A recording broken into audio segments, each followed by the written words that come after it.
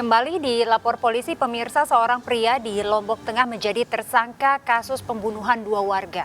Nah, mirisnya korban pembunuhan ini adalah komplotan pelaku perampokan, sedangkan tersangka justru adalah korban perampokan.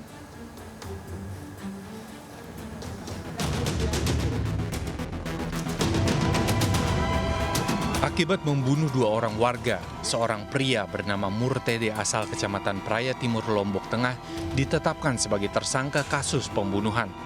Namun sayangnya, sisi lain cerita adalah Murtede sebenarnya merupakan korban perampokan yang sedang membela diri. Dua warga yang dibunuh Murtede merupakan 2 dari 4 anggota komplotan perampok yang melancarkan aksinya pada 10 April dini hari lalu. Di mana pada saat itu pelaku pembunuhan atau korban percobaan pencurian mempertahankan kendaraannya yang dirampas. Akhirnya terjadi pertengkaran di sana, terjadi pembelaan diri. Ya. Si korban, ya, korban percobaan pencurian atau dalam hal ini pelaku pembunuhan mengambil sajam di pinggangnya, selanjutnya menusuk dada daripada korban Pendi atau pelaku percobaan pencurian dengan kekerasan. Dari kasus ini, polisi menahan 2 orang pelaku perampokan yang masih hidup dan Murtede sebagai tersangka pembunuhan. Murtede sendiri menjadi tersangka pembunuhan yang dikenakan pasal 338, Junto pasal 351 ayat 3 KUHP dengan ancaman penjara maksimal 15 tahun penjara. Dari Lombok Tengah, Emma Widiawati, iNews melaporkan. Dan untuk mengetahui perkembangan kasus Murtede, saat ini kita sudah terhubung dengan Kombes Polisi Artanto, Kabid Humas Polda NTB. Halo, selamat pagi Pak Artanto. Selamat pagi Mbak Rizka. Ya, Pak Artanto, gimana Bapak kabarnya pagi ini? Sehat selalu Pak? Alhamdulillah sehat selalu. Alhamdulillah Pak Artanto, ini bagaimana Pak update atau kondisi terkini dari Murtede yang memang sudah ditetapkan sebagai tersangka Pak? Ya betul. Dari penyidik sudah menetapkan Murtede sebagai tersangka. Murtede ini setelah dilakukan pemeriksaan oleh penyidik dan sudah didalami oleh penyidik, ternyata yang bersangkutan ini melakukan upaya pembelaan diri menghadapi pembegal. Sehingga yang bersangkutan ini sebenarnya melakukan kegiatan yang disebut dengan overmah, yaitu suatu kejadian luar biasa, di mana yang bersangkutannya tidak bisa menghindarkan dan harus dilakukan. Karena apabila Murtede ini tidak melakukan perlawanan, dia nyawanya akan terancam. Nah, memang saat ini statusnya oleh penyidik awalnya memang ditahan. Namun setelah kita dalami, yang bersangkutan ternyata melakukan kegiatan yang disebut dengan overmah. Nah, oleh karena itu, kita dari penyidik sudah menerima saran dari keluarga maupun pengacaranya untuk pengajuan penangguhan penahanan. Dan untuk status Murtede sendiri ini harus melalui proses verbal atau sidang peradilan untuk menentukan bersalah atau tidaknya melalui sidang peradilan. Jadi hakim yang menentukan nanti apakah yang bersangkutan ini bersalah atau tidak. Sehingga proses harus berjalan dan tidak boleh tidak berjalan. Demikian. Baik, tapi saat ini sebenarnya Murtede saat ini prosesnya saat ini ditahan atau tidak, Pak? Saat ini ditahan, namun hari ini kita sedang memproses untuk penangguhan setelah penyidik memahami bahwa Murtede ini overmah, yaitu dia melakukan upaya pembelaan diri menghadapi para pembegal ini. Baik, seperti apa upaya pembelaan diri yang dilakukan Murtede, Pak, sehingga pembegal ini kehilangan nyawa jadinya? Ya, kita bayangkan saja para pembegal ini dua-duanya ini membawa senjata tajam. Dan pada saat itu Murtede yang sendirian jam 1:30 malam menggunakan sepeda motor, yang bersangkutan juga membawa senjata tajam untuk menjaga-jaga, dengan alasan untuk menjaga-jaga. Nah, akhirnya terjadilah aksi para pembegal tersebut melakukan upaya untuk merebut kendaraan dan dilawan oleh korban, dan korban berusaha untuk mempertahankan sepeda motor dan melakukan perlawanan terhadap 2 pembegal ini.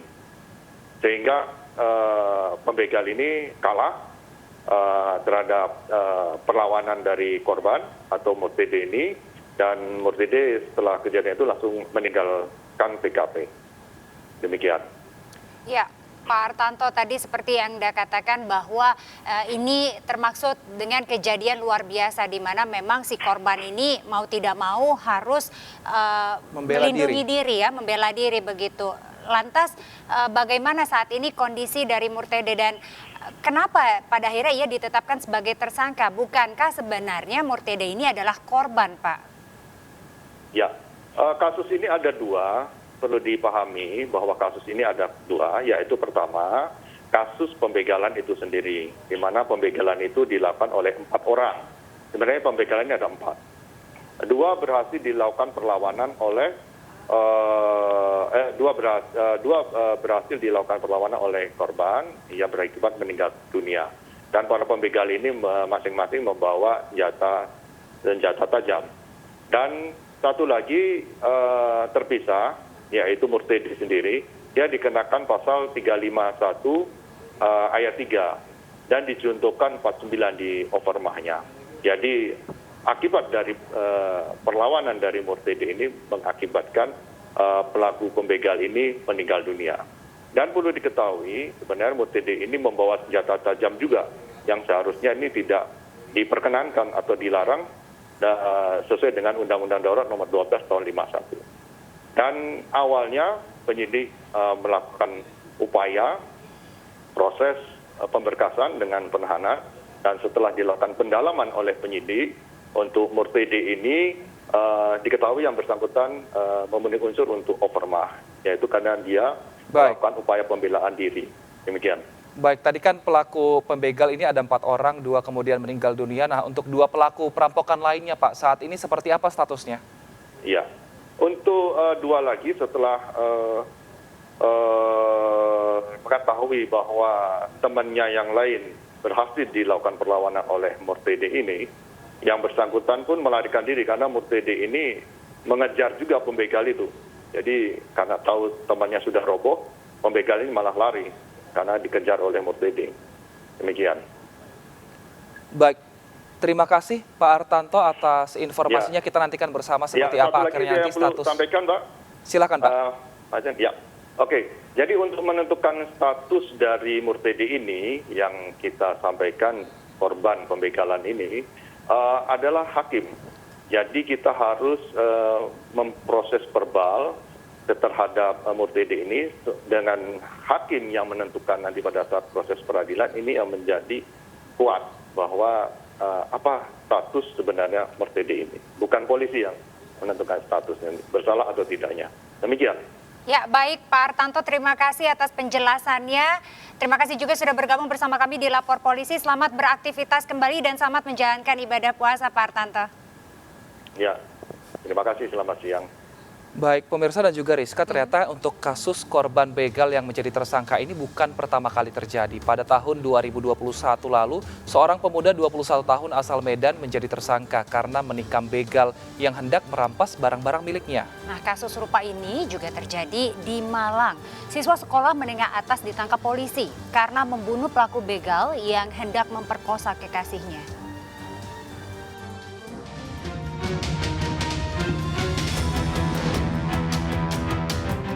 Kasus korban begal malah ditetapkan sebagai tersangka bukanlah yang pertama kali terjadi. Pada Desember tahun lalu, seorang pemuda bernama Dedi di Medan, Sumatera Utara menjadi tersangka karena menikam begal yang hendak merampas barang miliknya. Peristiwa itu terjadi saat pria 21 tahun itu dalam perjalanan pulang ke rumahnya. Tiba-tiba, ia didatangi 4 orang pria yang diduga begal dan mencoba merampas ponsel dan motornya.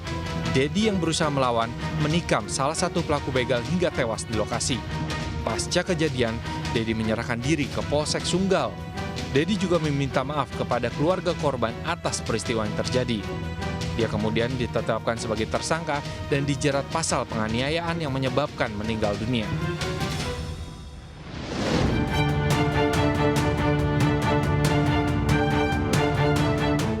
Sebelumnya di tahun 2019 lalu, siswa sekolah menengah atas berinisial ZA ditangkap Polres Malang karena membunuh pelaku begal yang hendak memperkosa kekasihnya. Saat itu, ZA dan kekasihnya yang jalan di Desa Gondang Legi Kulon didatangi 4 pelaku begal. Salah satunya berduel dengan ZA hingga tewas karena ditusuk ZA. Sementara itu, 2 pelaku begal ditangkap polisi, sedangkan 1 buron. Meski membela diri, ZA tetap ditangkap karena dikenakan pasal penganiayaan. Di Pengadilan Negeri Kepanjen, ZA divonis menjalani pembinaan selama 1 tahun.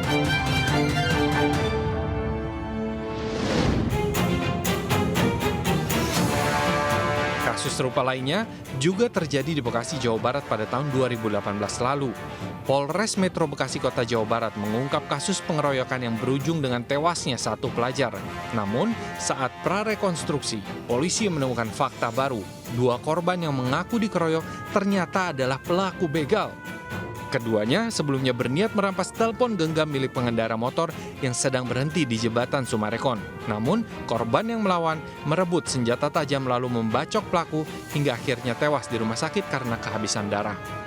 Irfan Bahri, korban begal, sempat dijadikan tersangka. Namun setelah meminta pendapat ahli, Polres Metro Bekasi Kota menyatakan korban tidak bersalah. Irfan dan rekan mendapat penghargaan dari Polres Metro Bekasi Kota sebagai apresiasi karena berani melawan kejahatan. Tim Liputan iNews melaporkan. Pemirsa, Bang Ano akan hadir sesaat lagi di segmen selanjutnya. Tetap di bersama Lapor kami Polisi. Di Lapor Polisi.